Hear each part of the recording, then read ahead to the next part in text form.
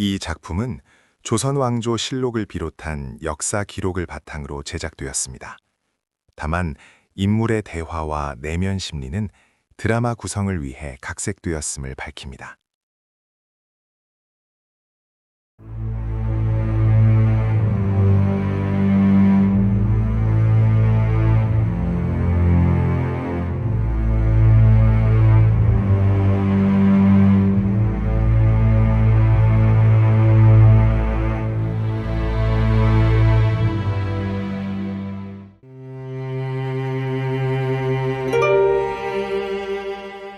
어느덧 1446년 봄, 조선 왕궁 창덕궁.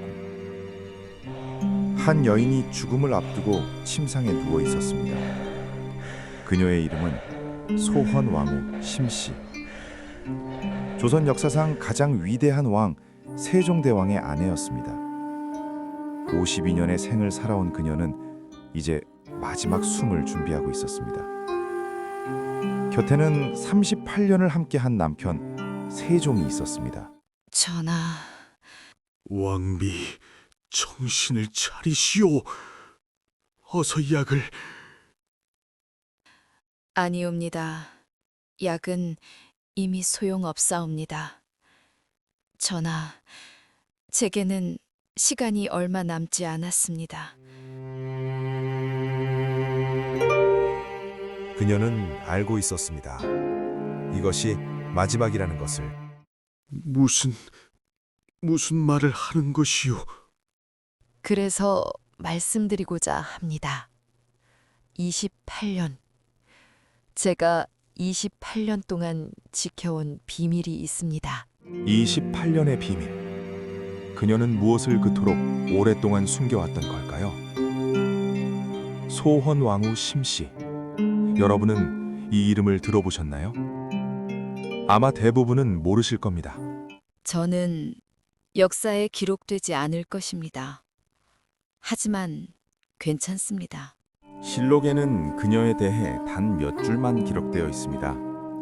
세종의 왕비, 팔남 2녀를 낳은 세종 28년 서거, 그뿐입니다. 하지만 그 짧은 기록 뒤에는 우리가 모르는 긴 침묵이 숨어 있었습니다.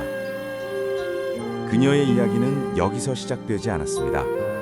51년 전 청송 심씨 가문에서 태어난 한 소녀로부터 1395년 한양, 청송 심씨 가문은 조선 건국의 중심에 있었습니다.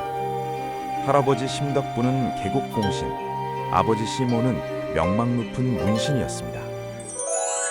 저는 그저 평범한 양반가의 딸이었습니다. 그녀는 몰랐습니다. 자신이 언젠가 왕비가 될 것이라는 것을. 그리고 38년 동안 한 남자와 함께 조선의 역사를 만들어갈 것이라는 것을. 14세 소녀가 어떻게 왕비가 되었을까요? 그리고 그녀가 평생 숨긴 비밀은 무엇이었을까요? 지금부터 그 침묵의 이야기를 시작합니다.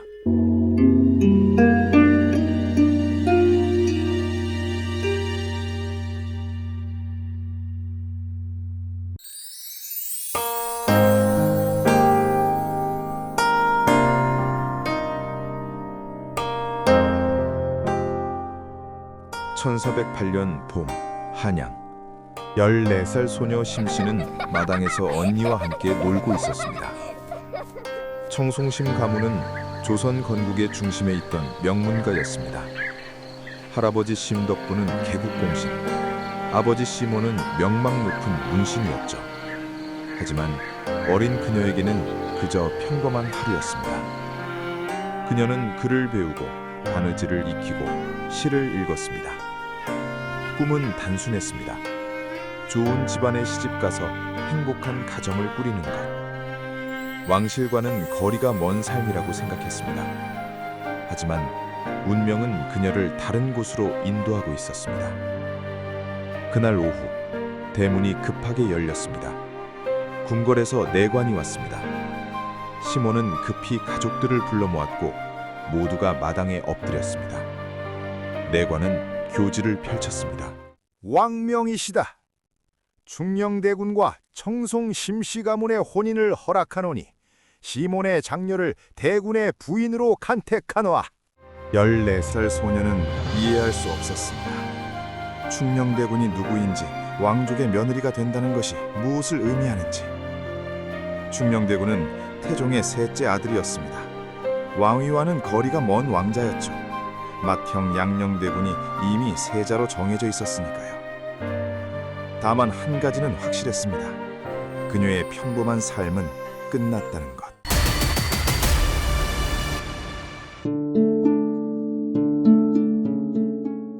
(1408년) 가을, 혼례가 치러졌습니다. 14살 소녀는 화려한 혼례복을 입고 어린 왕자 앞에 섰습니다. 충녕대군은 12살이었습니다. 소원왕후가 2살 연상이었습니다. 두 사람 모두 아직 어린 나이였습니다. 복잡한 혼례 절차가 진행되었고 해가 저물었습니다. 첫날 밤, 소녀는 방 한 구석에 앉아 떨고 있었습니다. 어린 왕자, 낯선 궁궐, 낯선 삶, 모든 것이 두려웠습니다. 문이 열렸고 충녕대군이 들어왔습니다. 그런데 이상한 일이 벌어졌습니다. 그는 소원왕후에게 다가오지 않고 책상 앞에 앉아 책을 펼쳤습니다. 무서우시오? 나는 그다지 무서운 사람이 아니오. 오늘은 그냥 쉬도록 하시오. 우리 둘 다 아직 어리니까 서두를 것 없어. 그날 밤 어린 소녀는 처음으로 안도의 눈물을 흘렸습니다. 충녕대군은 밤새 책만 읽었고 소헌왕후는 조용히 잠들 수 있었습니다. 다음 날 아침 소녀는 깨달았습니다. 이분은 다르다는 것을, 따뜻한 분이라는 것을. 이것이 38년 동반자 관계의 시작이었습니다.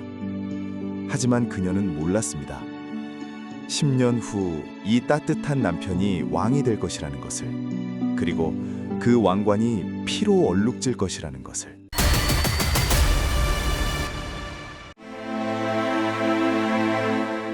(10년이) 흘렀습니다. 1418년, 소헌왕후는 이제 24살이 되었고 충녕대군과의 사이에서 아이들도 낳았습니다. 맏아들 문종, 둘째 수양, 셋째 안평. 평화로운 일상이었습니다. 충녕대군은 학문에 열중했고 소헌왕후는 아이들을 돌보며 조용히 살았습니다. 그녀는 생각했습니다. 평생 이렇게 조용히 살 수 있을 거라고.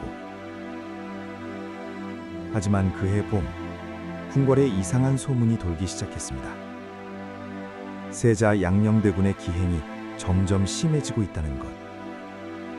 밤마다 궁을 몰래 빠져나가 기생집을 드나들고 낮에는 사냥에만 빠져 있다는 이야기. 신하들이 간언해도 듣지 않는다는 소문. 술과 여색에 빠져 세자로서의 도리를 다하지 않는다는 말들이 궁궐 곳곳에 퍼졌습니다. 그리고 가장 두려운 소문. 태종 상감마마께서 세자를 폐위시킬지도 모른다는 속삭임이 들려왔습니다. 1418년 6월 3일, 소문은 현실이 되었습니다. 궁궐의 종이 울렸고 내관의 목소리가 궁궐 전체에 울려 퍼졌습니다. 세자 양녕대군이 폐위되었고 충녕대군이 새로운 세자로 책봉되었다는 소식이었습니다. 소헌왕후는 순식간에 세자빈이 되었습니다. 그녀가 원한 것도 아니고 준비된 것도 아니었습니다. 단지 운명이 그녀를 그 자리에 놓았을 뿐이었습니다.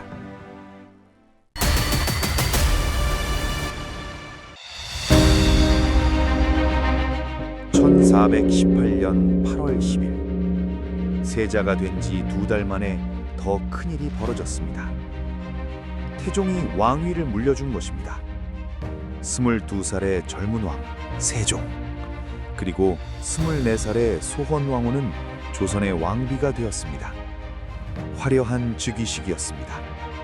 만백상이 만세를 불렀고 신하들이 절을 올렸습니다. 하지만 소헌왕후는 알았습니다. 이것이 축복이 아니라 시련의 시작이라는 것을. 왕비가 된 첫날 밤, 소헌왕후는 남편의 방을 찾았습니다. 세종은 혼자 앉아 떨고 있었습니다. 왕관을 쓴 사람이 아니라 두려움에 떠는 한 사람이었습니다. 그는 중얼거렸습니다. 나는 형을 밀어낸 것이다. 역사는 나를 어떻게 기록할까? 소헌왕후는 조용히 다가가 남편의 손을 잡았습니다. 말없이 그저 함께 있어 주었습니다. 우리는 함께 견뎌야 합니다. 그날 밤 두 사람은 서로를 더 굳게 붙잡았습니다. 10년 전 첫날 밤처럼 그들은 다시 함께 견디기로 했습니다. 하지만 그들은 알지 못했습니다. 앞으로 얼마나 큰 시련이 기다리고 있는지를.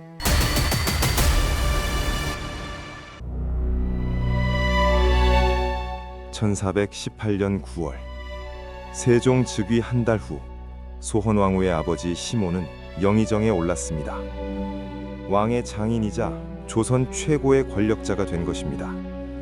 하지만 그것은 축복이 아니라 위험의 시작이었습니다. 그달 시모는 명나라의 세종의 즉위를 알리는 사신으로 떠나게 되었습니다. 왕의 행차에 버금가는 화려한 행렬이었습니다. 출발 전날 소헌왕후는 아버지를 만났습니다.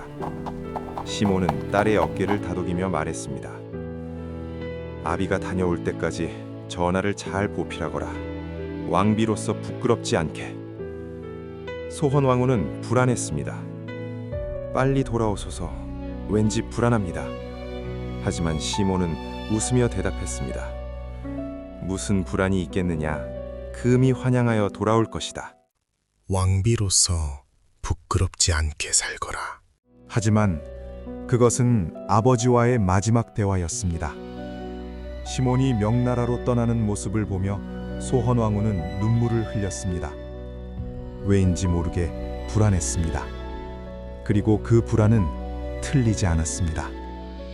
시몬이 떠난 지 2달 후 궁궐에 충격적인 소식이 전해졌습니다. 강상인의 옥, 왕비의 친정아버지가 영모에 연루되었다는 것, 그리고 피로 월룩진 비극이 시작되었습니다.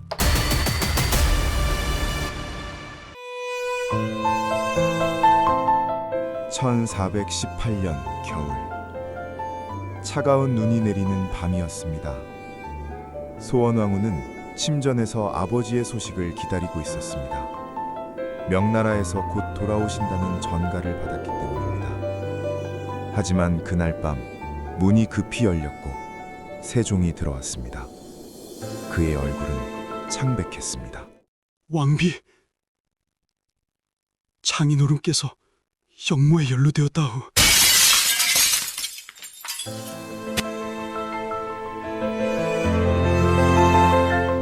그 순간 소헌왕후의 세상이 무너졌습니다.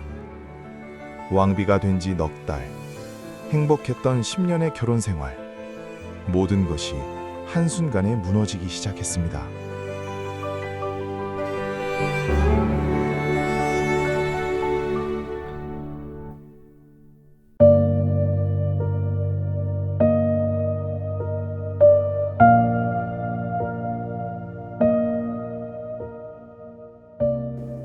(1418년 12월) 차가운 겨울밤이었습니다. 강상인의 옥, 태종의 외척인 민무구 민무질 형제가 영모를 꾀했다는 사건이 터진 것입니다.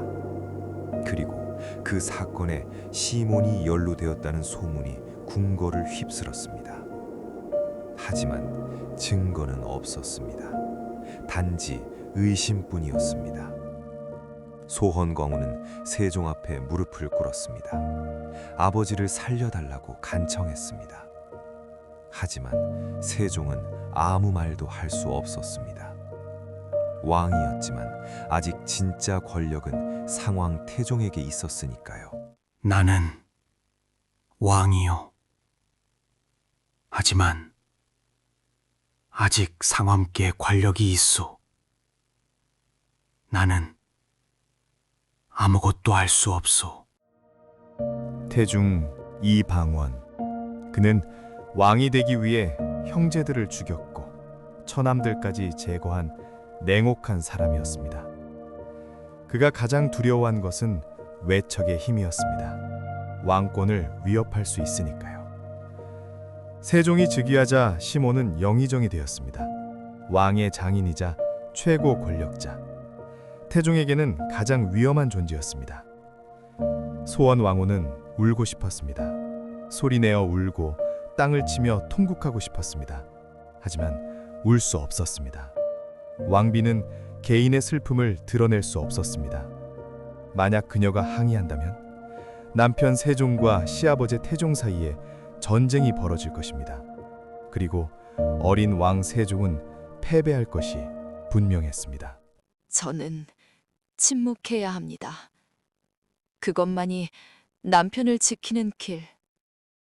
시몬은 명나라에서 돌아오자마자 체포되었습니다. 신문이 시작되었습니다. 고문을 받아도 시몬은 자백하지 않았습니다. 왜냐하면 그는 정말로 역모를 꾀한 적이 없었기 때문입니다. 하지만 태종은 이미 결정했습니다. 증거가 없어도 상관없다. 시몬은 제거해야 한다고. 1419년 1월 시몬은 강화도로 유배형을 받았습니다. 추운 겨울, 긴 여정이었습니다. 하지만 시몬은 강화도에 도착하지 못했습니다. 유배를 가던 중 시몬은 의문의 죽음을 당했습니다. 공식 기록에는 병사라고 되어 있지만 아무도 믿지 않았습니다. 모두가 알고 있었습니다. 이것은 암살이라는 것을. 왕의 장인이 죽었습니다. 하지만 아무도 진실을 말할 수 없었습니다. 왕비는 친정 아버지를 잃었습니다. 그리고 더 큰 비극이 시작되었습니다. 부고 소식이 궁궐에 전해졌습니다. 소헌 왕후의 친정 가족 전체가 천민으로 격화되었고 재산은 모두 몰수되었습니다. 어머니와 동생들은 궁궐에서 쫓겨났습니다. 일순간에 소헌 왕후는 모든 것을 잃었습니다.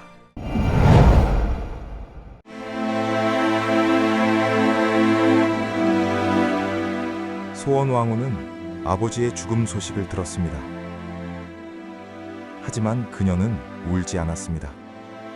아니, 울 수 없었습니다. 실록에는 이렇게 기록되어 있습니다. 왕비는 슬픔을 드러내지 않았고 왕을 원망하지 않았다. 사람들은 감탄했습니다. 왕비의 도량이 넓다고. 하지만 그것은 도량이 아니었습니다. 절망이었습니다. 소원 왕후는 밤마다 혼자 울었습니다. 소리 없이 조용히 아무도 모르게. 그녀는 결심했습니다. 침묵하기로, 원망을 삼키기로. 그것만이 남편을 지키는 길이었으니까요. 저는 원망하지 않기로 했습니다. 만약 제가 원망한다면 궁궐은 피로 물들 것입니다. 다음 날 아침 소원 왕후는 언제 그랬냐는 듯 평온한 얼굴로 신하들을 맞이했습니다. 아무 일도 없었던 것처럼. 이것이 왕비의 역할이었습니다. 이것이 그녀가 선택한 생존의 길이었습니다.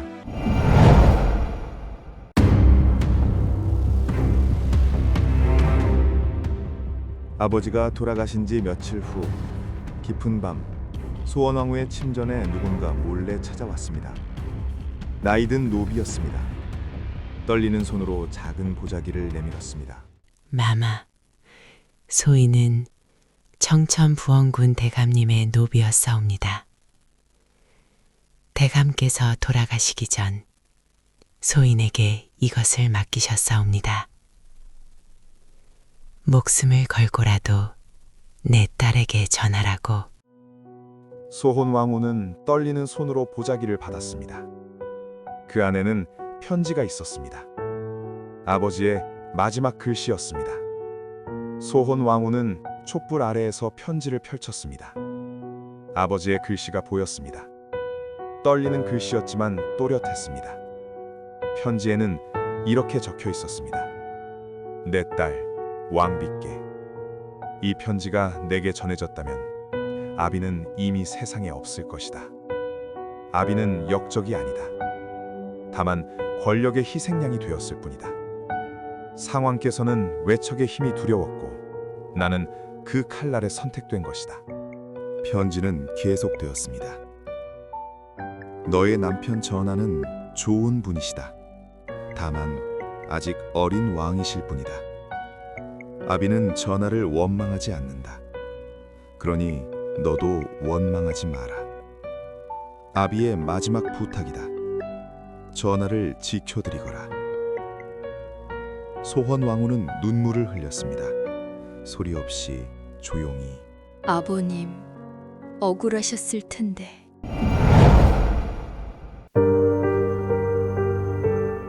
편지의 마지막에는 이렇게 적혀 있었습니다. 그리고 이 편지는 절대 누구에게도 보이지 마라. 만약 이것이 세상에 알려진다면 너와 전하 모두 위험해질 것이다. 이 안에는 상왕의 계략이 적혀 있고 영모 사건의 진실이 담겨 있다. 이것은 너를 위험에 빠뜨릴 수 있다. 부디 태워버리거라. 소원 왕후는 편지를 촛불 가까이 가져갔습니다. 태워야 했습니다. 아버지 말씀대로 위험했으니까요. 하지만 손이 움직이지 않았습니다. 이것은 아버지의 마지막 목소리였습니다. 아버지의 억울함이 담긴 유일한 증거였습니다. 결국 소원 왕후는 편지를 접었습니다. 그리고 은밀한 곳에 숨겼습니다. 아무도 찾을 수 없는 곳에. 그날부터 28년 동안 그 편지는 빛을 보지 못했습니다. 저는 이것을 지키겠습니다. 아버님의 마지막 목소리를. 소헌 왕후는 금지된 비밀을 가슴에 품게 되었습니다. 아버지의 억울함, 시아버지의 잔혹함, 그리고 남편의 나약함. 하지만 그녀는 절대 그것을 드러내지 않았습니다. 침묵이 그녀의 무기였습니다. 28년. 그녀는 28년 동안 이 비밀을 지켰습니다. 누구에게도 말하지 않고 혼자 가슴에 품고 살았습니다. 1422년 태종이 세상을 떠났습니다. 그제야 세종은 진짜 왕이 되었습니다. 그리고 첫 번째로 한 일은 장인어른 시몸의 명예를 회복하는 것이었습니다. 소헌 왕후의 어머니와 가족들은 다시 양반 신분으로 돌아왔습니다. 명예가 회복되었습니다. 하지만 아버지는 돌아올 수 없었습니다. 그리고 그날의 진실도 결코 밝혀지지 않았습니다. 아버님, 이제 편히 쉬소서. 저는 침묵하겠습니다. 영원히.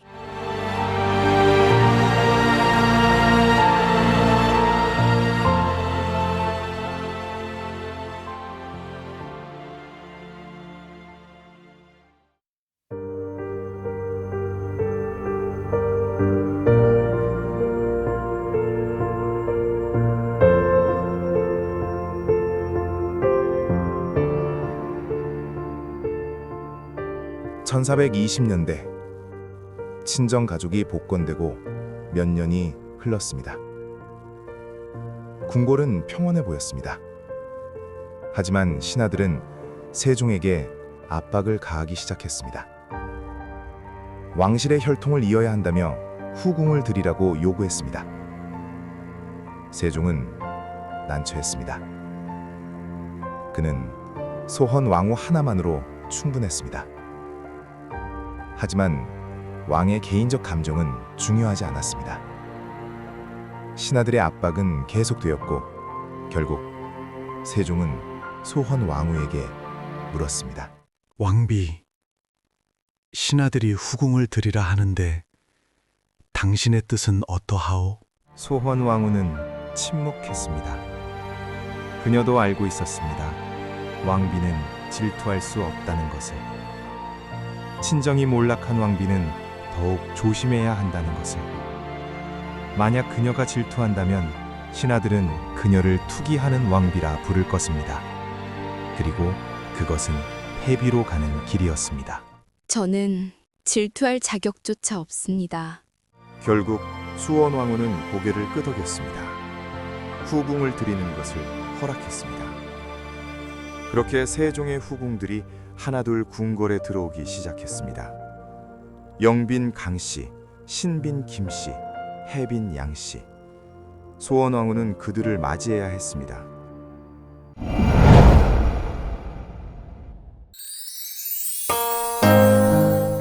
그 중에서도 신빈 김씨, 그녀의 이야기는 특별했습니다. 신빈은 본래 내자시의 국노비, 즉 궁궐 종이었습니다. 13살의 원경왕후, 즉 세종의 어머니 눈에 띄어 소원왕후를 모시는 궁녀가 되었습니다. 어리고 총명한 소녀였습니다. 소원왕후는 신빈을 아꼈습니다. 글을 가르쳐주고 예법을 알려주었습니다. 신빈은 총명했고 빨리 배웠습니다. 그리고 몇 년 후 신빈은 세종의 승은을 입어 후궁이 되었습니다. 보통이라면 왕비가 질투했을 것입니다. 자기 궁녀가 후궁이 되었으니까요. 더구나 신비는 세종의 총애를 받았고 많은 자녀를 낳았습니다. 무려 8명이나. 하지만 소원왕후는 달랐습니다. 소원왕후는 신빈에게 친절했습니다. 옷감을 나눠주고 아이가 아프면 약재를 보내주었습니다. 신빈의 자식들까지 보살폈습니다. 실록에는 이렇게 기록되어 있습니다. 왕비와 신비는 마치 자매처럼 지냈다. 김상궁, 이 약재를 가져가거라. 아이에게 좋을 것이다. 마마, 성은이 망극하오니다. 하지만 그것은 대범함이 아니었습니다. 생존 전략이었습니다. 소원왕후는 알고 있었습니다. 친정이 몰라 큰 왕비는 궁궐에서 혼자라는 것을, 후궁들마저 적으로 만든다면 살아남을 수 없다는 것을. 그래서 그녀는 포용했습니다. 질투가 아니라 사랑으로, 미움이 아니라 배려로. 그렇게 그녀는 궁궐 내 모든 여인들의 중심이 되었습니다. 저는 생존하고 있는 것입니다. 살아남기 위해. 하지만 밤마다 그녀는 혼자 울었습니다. 왕비는 낮에는 강했지만 밤에는 외로웠습니다.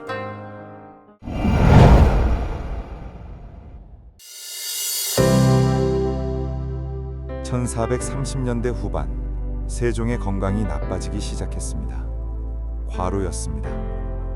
세종은 하루에 서너 시간밖에 자지 않았습니다. 밤낮으로 국정에 매달렸고 한글 창제와 과학기술 개발에 몰두했습니다. 식사도 제대로 하지 않았고 운동도 거의 하지 않았습니다. 소원왕후는 걱정했습니다. 매일 밤 남편에게 일찍 쉬라고 권했지만 세종은 듣지 않았습니다. 할 일이 너무 많다고 백성을 위한 일이라고 말했습니다. 그 결과 세종은 당뇨병, 안질, 종기 등 여러 병을 앓게 되었습니다. 왕비, 나는 괜찮소. 아직 할 일이 많소. 소헌왕후는 두려웠습니다. 남편의 건강도 걱정이었지만 무엇보다 남편이 죽은 후 이 나라가, 이 왕실이 어떻게 될지가 두려웠습니다. 그리고 그 불안은 한 아들에게로 향했습니다. 만약 전하께 무슨 일이 생긴다면 아이들은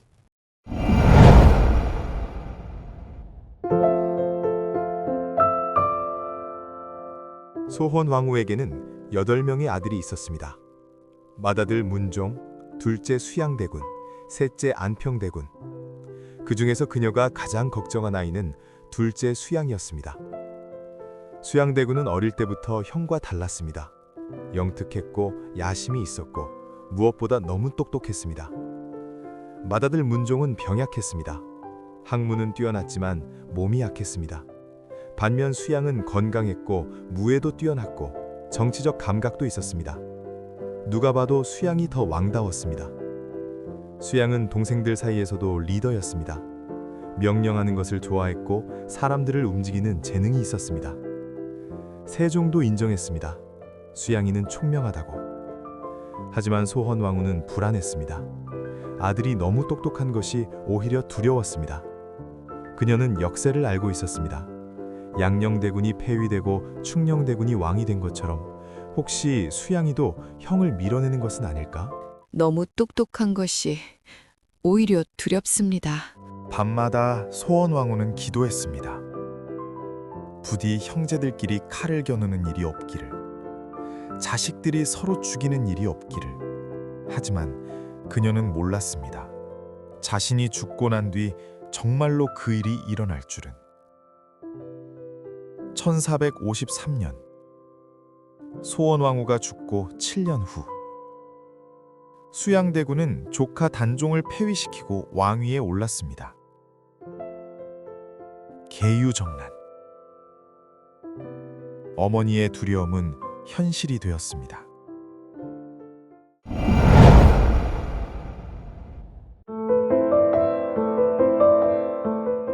(1440년대) 세종은 은밀한 프로젝트를 시작했습니다.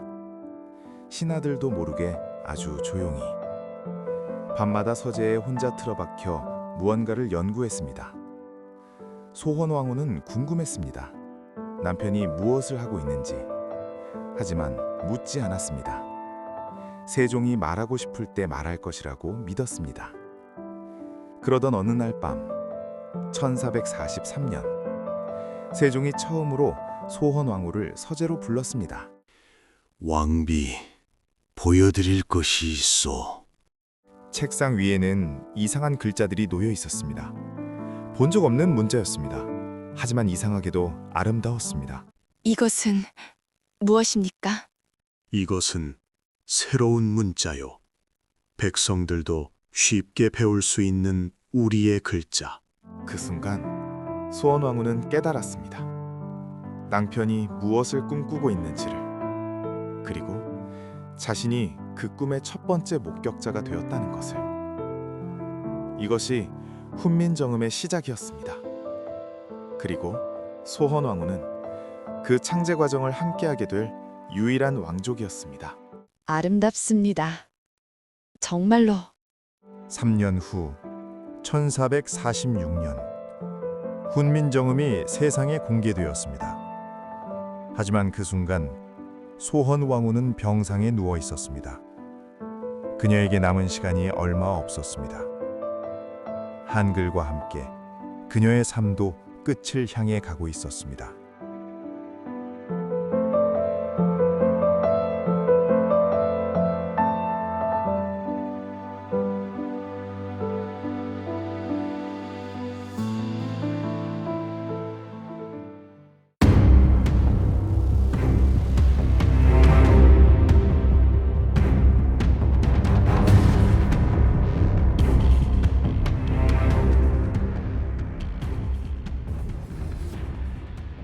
(1443년) 세종은 평소보다 더 바쁘게 움직였습니다. 대신들도 후궁들도 모르는 비밀 작업을 진행하고 있었죠. 백성들이 한자를 배우지 못해 억울함을 호소할 길이 없다는 사실. 세종은 그 문제를 깊이 고민했습니다. 백성 누구나 쉽게 배울 수 있는 글자가 있다면? 그렇게 시작된 것이 바로 훈민정음이었죠.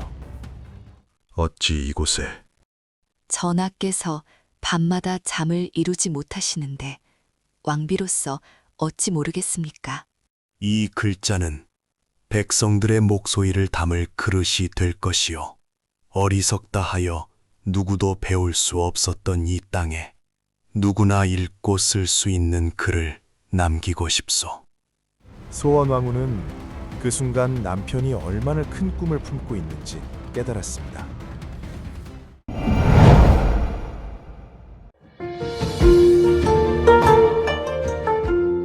그날 이후 소헌왕후는 세종의 비밀 작업에 조용히 참여했습니다. 그녀는 훈민정음을 가장 먼저 배운 사람이었죠. 왕비는 궁중 여인들에게 몰래 글자를 가르쳤습니다. 평생 자신의 이름조차 쓸 줄 몰랐던 궁녀가 처음으로 자기 이름을 종이에 적으며 눈물을 흘렸습니다. 마마, 이것이 제 이름입니까? 처음으로 제 이름을 보았습니다. 그 순간 소헌왕후는 확신했습니다. 이 글자는 분명 백성을 바꿀 것이라고. 1443년부터 1446년까지 왕과 왕비는 함께 훈민정음을 다듬었습니다. 왕이 만든 글자를 왕비가 처음 읽고 백성의 입장에서 어려운 부분을 지적했죠. 하지만 그 뒤에 기다리고 있던 것은 또 다른 시련이었습니다. 훈민정음에 반대하는 대신들의 목소리가 점점 커지고 있었으니까요.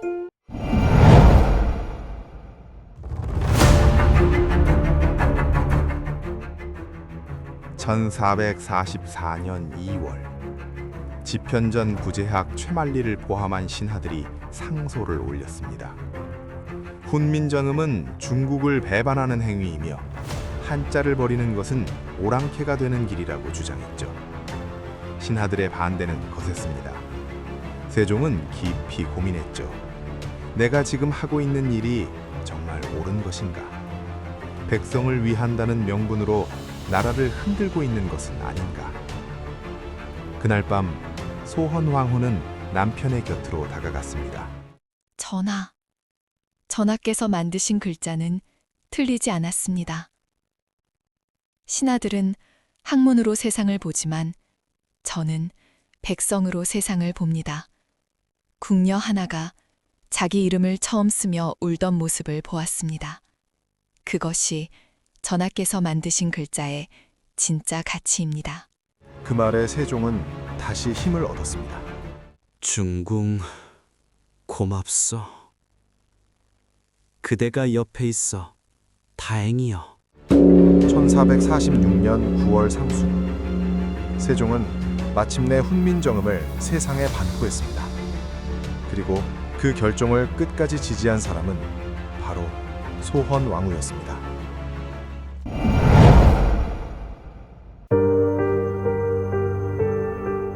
(1444년) 이후 세종의 건강은 급격히 나빠졌습니다. 당뇨와 안질 그리고 피부병까지 끊이박는 연구와 과로가 쌓인 결과였죠. 소헌왕후는 남편의 손을 잡으며 속으로 기도했습니다.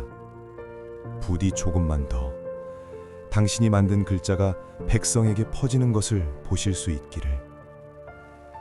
하지만 소헌왕후 자신도 이미 많이 지쳐 있었습니다. 1445년 이후 그녀의 건강도 점점 나빠지고 있었죠. 그리고 그 무렵 궁궐 안에서는 또 다른 움직임이 시작되고 있었습니다. 소헌황후가 가장 두려워했던 그 이름, 수양대군.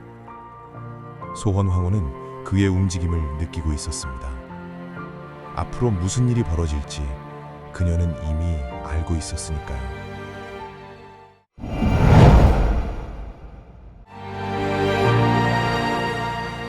1446년 3월, 소헌왕후는 침상에서 일어나지 못했습니다. 병이 깊어진 것이었죠. 세종은 그녀의 곁에 앉아 손을 잡았습니다. 38년을 함께한 두 사람은 말없이도 서로의 마음을 알고 있었죠. 전하, 부디 왕실을 지켜주십시오. 수양대군을 조심하십시오. 그녀는 마지막 순간까지 왕실의 미래를 걱정했습니다. 약속하오. 반드시. 1446년 3월 24일, 소헌왕후 심씨가 52세의 나이로 세상을 떠났습니다. 세종은 그날 이후 다시는 웃지 않았다고 합니다.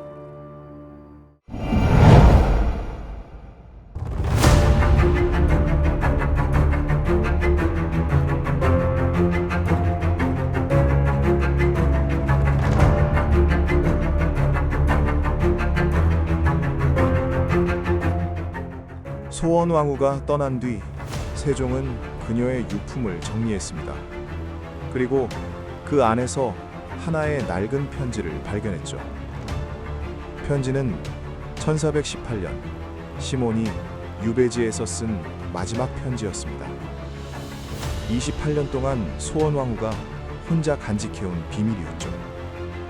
편지에는 이렇게 적혀 있었습니다. 내 딸아, 나는 억울하다. 하지만 네가 왕비인 이상 이 편지를 세상에 알리지 마라. 다만 기억해라. 네 아비는 역적이 아니었다. 세종은 그제야 깨달았습니다. 아내가 얼마나 큰 고통을 혼자 견뎌왔는지를. 그리고 그 순간 세종은 결심했습니다. 아내가 지키지 못한 아버지의 명예를 자신이 반드시 회복시켜 주겠다고.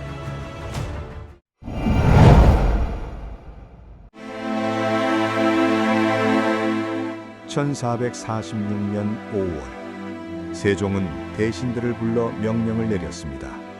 시몬 대감의 충절을 추증하고 청송 심씨 가문에 마땅한 현양의 은전을 베풀라. 짐의 아내가 평생 홀로 품어온 아픔을 이제 나라가 기억해야 한다. 대신들은 놀랐습니다.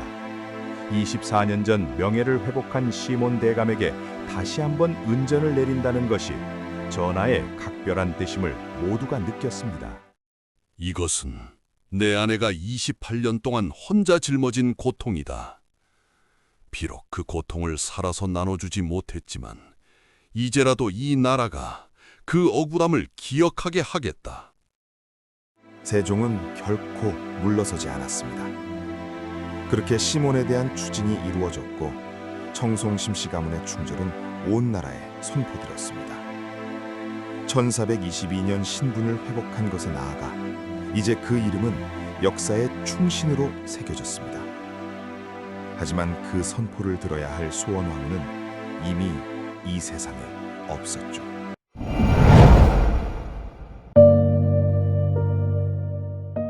세종은 아내의 무덤 앞에 자주 찾아갔습니다. 그리고 그곳에서 혼자 말했죠. 중궁, 이제야 그대의 고통을 알았소. 미안하오. 너무 늦었소. 세종은 평생 아내를 사랑했지만 그녀의 고통을 제대로 이해하지 못했던 자신을 후회했습니다. 1450년 2월 세종도 결국 병으로 세상을 떠났습니다. 그의 손에는 아내가 남긴 편지가 쥐어져 있었다고 합니다. 두 사람은 결국 함께 묻혔습니다. 여주 영릉, 그곳에서 그들은 영원히 함께 잠들어 있습니다.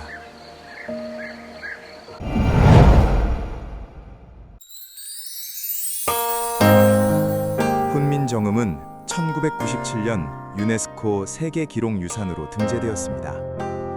세종과 소원왕후가 함께 만든 이 글자는 지금도 전 세계인들이 배우고 있죠.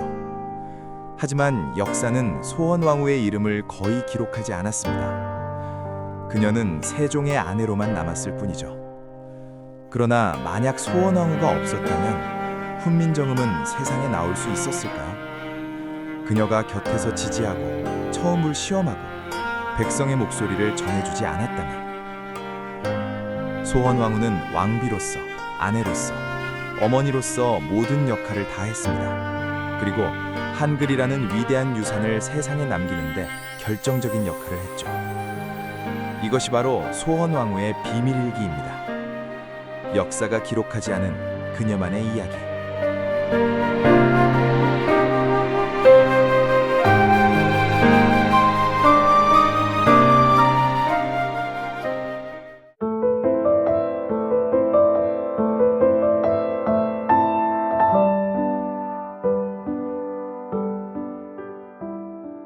그런데 우리는 세종과 소원왕후에 대해 많은 것을 오해하고 있습니다.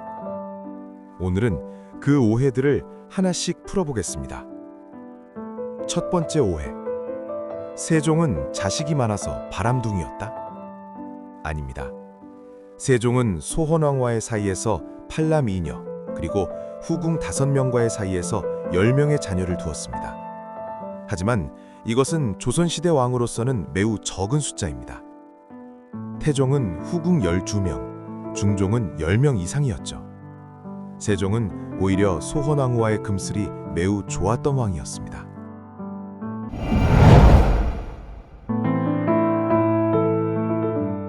두 번째 오해. 세종은 성병으로 죽었다? 이것도 사실이 아닙니다. 세종은 당뇨병, 안질, 피부병 등 여러 질병을 앓았지만 주된 사인은 당뇨 합병증으로 추정됩니다. 조선 왕조실록에는 세종이 소갈증, 즉 당뇨로 고생했다는 기록이 여러 차례 나옵니다. 하루에 물을 한 동이 넘게 마셨다는 기록도 있죠. 세종의 병은 과로와 비만, 그리고 끊임없는 연구 때문이었습니다. 성병으로 사망했다는 것은 근거 없는 소문일 뿐입니다.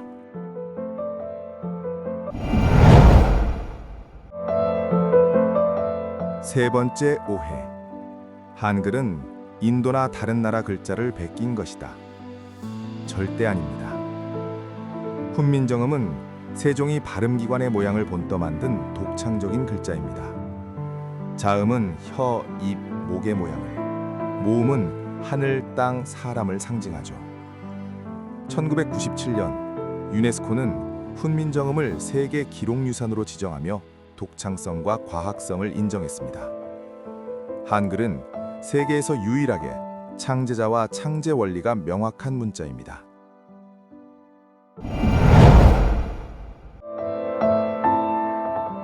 그리고 마지막 진실. 소헌왕후는 단순히 세종의 아내가 아니었습니다. 그녀는 훈민정음의 최초 시험자였고 궁중 여인들에게 한글을 가르친 최초의 교사였습니다. 역사는 그녀의 이름을 거의 기록하지 않았지만 한글이 세상에 나올 수 있었던 것은 그녀의 조용한 지지가 있었기 때문입니다.